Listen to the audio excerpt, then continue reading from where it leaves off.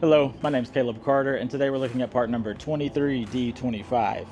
23D25, this is your 9/16 replacement trailer stud for your 7K and 8K axles. Let's check it out.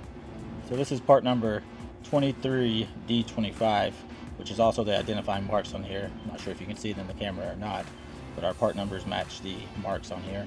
It couldn't be marked something else on your stud. The main thing is to measure it out to make sure it matches. So these are on Carter axles and on a lot of other brand axles, Dexter, and man, there's so many different brands out there nowadays. But anyways, we'll measure it out so you can just match it up. So it's 9/16 by 18, and the overall length is going to be 2.48 inches, or 2.5 inches pretty much.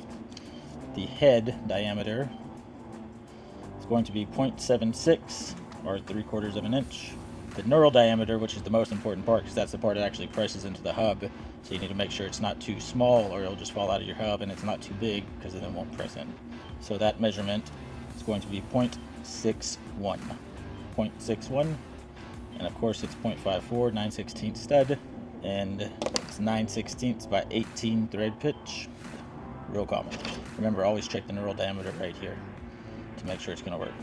And if you need these, you can get them at trailerpartsunlimited.com, or give us a call at 844-898-8687, or just stop by our distribution center here in Huntsville, Texas, and we'd love to help you out.